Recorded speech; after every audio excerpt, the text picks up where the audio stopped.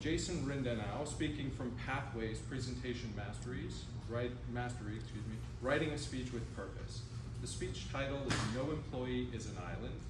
This speech is about the importance of mentorship and the value it adds at work, regardless of industry or team size. Please help me welcome Jason Rindenau.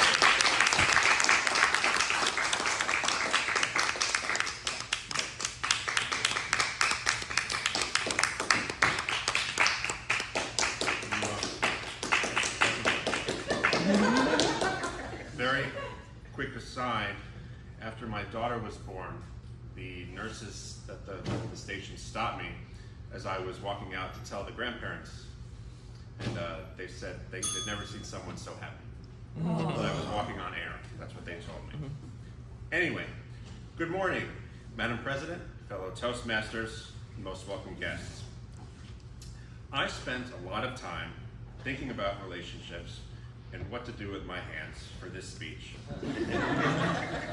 More specifically, about the importance of having mentors in our lives. Now, when I say extensive research, I mean I Googled No Man is an Island, and I watched clips of a movie I used to really enjoy called About a Boy. That movie, of course, was about our need for connection to others in order to find fulfillment, which if Hugh Grant hadn't found by the end of the movie, there wouldn't have been one. Now, I am not here to judge how anyone else lives, only to share that I think John Donne was onto something when he said, of course, no man is an island, and that the purpose of life could be to deepen our understanding of what Donne meant by that as we get older. I recently attended a meeting of a group called the Legal Mentors Network, where I was asked to discuss the strong mentor relationships I've enjoyed in my career. Now, I have enjoyed professional relationships that appear to be built on mutual respect, but a mentor-mentee relationship is something special. It goes deeper than a mere partnership. A true mentorship fills personal voids and overcomes shortcomings in ways that benefit both parties to it. It's highly rare, yet it's an arrangement that I think most of us seek, especially in the early days of our career. That's why when I was asked to describe my most enduring mentorship relationship at work, the best response I could think of in the moment was that I've never had one. A silence fell over the Zoom when I said that. How many years has he been working? I felt the group wonder. A lot. How cynical could he be that he feels that way? I suppose very. How many people has Jason worked for that he feels he's never had?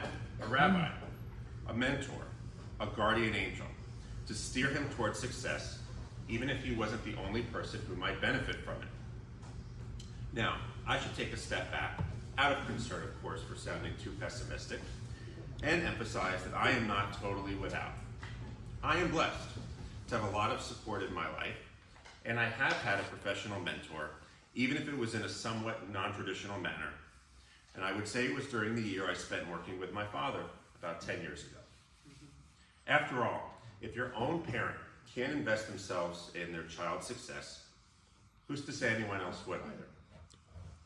My dad was a rabbi to me at work, as he's been in my life, in the way he attributes to the mentor that invested in his success earlier in his career. You could say I put too much stock in family relationships, but I can't say I've enjoyed the same level of support at work since then. Work has been just about the only time in my life I've truly felt stuck on an island. Work is also the strongest example in my mind that justifies the ending of About a Boy, which if you haven't seen it, it's great. Look it up on YouTube. That human beings aren't optimized for living their work lives alone. So what do we do about it? Granted, my father is my father, but we used to also spend all day in an office together when we worked together. Does anyone remember that? The question I would love to pose an answer to today is whether the days of professional mentorship are in fact over, and if they are, what do we do about it? I've been sharing my opinion of remote work for a long time, and while the flexibility it offers parents and those of us who don't want to spend hours of our days commuting anymore can be invaluable, I've also come to strongly feel that we've stripped our livelihoods, our work, of something important: human connection. And I'm not talking about the connection through our computers that our employers can check to see when we've logged on and logged off for the day.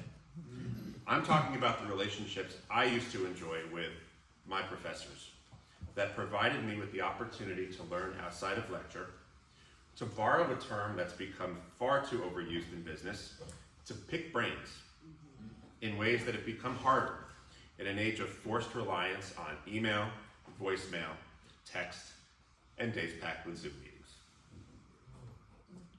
I digress. And I think the key to finding professional satisfaction right now, at least in the way that I think is important, is to see the silver lining in all of this. That the importance of real connection in a digitally connected world has only grown, and people who understand that won't let anything prevent them from engaging in the mentorship relationships they know matter. Case in point, I worked for a partner from 2023 to 2024 who took more of an interest in my legal training than probably any attorney I've met since I was in law school 10 plus years earlier. On the other hand, I deliberately chose not to discuss our relationship in the context of a meeting about mentorship because he used to complain that he needed to bill more time at the end of the day to make up for the time he spent talking to me about our cases. He also shared with me his opinion that it was impossible to be a good husband, father, and attorney at the same time, a philosophy I don't ascribe to, and I found it very hard to work for someone who felt that way. That's the nature of being an attorney. What are you going to do about it? But we did connect early in our working relationship about some things that matter, like our families, our reasons for putting in long hours, and how we would go about finding ways to make those long hours worthwhile. At the end of my interview with him, which was a mix of personal and professional over the course of 2.5 hours, I had a 2.5-hour interview for that position. When he asked if I had any questions for him, I had what I thought was a good one. I asked him if he returned phone calls. I'll never forget the dumbfounded look he gave me, which to this day still sums up my seemingly unique approach to this distant working world we all seem to have grown so comfortable with. I replied with a short version of what I've tried to express here, that regular feedback fosters improvement, and that my legal skills would sharpen faster if I had a more seasoned attorney to share thoughts with in real time. I didn't need to remind him that I was an anomaly. I was a junior lawyer who went to law school in person. And the reason that experience gives me optimism, even though ours certainly didn't rise to the level of what I would call a healthy mentorship, is that he hired me. The key I found to professional success is to make sure your team, however small, is rowing in the same direction. The only way I have found to ensure this is for there to be a foundation of personal connection, supporting relationships in the same way a network of roots supports a forest, keeping those trees upright, healthy, and strong. True mentorship requires a lot to go right, and it's extremely hard to come by, but it's possible. I saw it in About a Boy, and I've seen it in the legal community, both of which are populated by characters with bad habits and who are the products of their environment. It's for that reason I'm optimistic. Optimistic I will have a different answer to the same question I'm sure I'll be asked again at my next meeting of the Legal Mentors Network.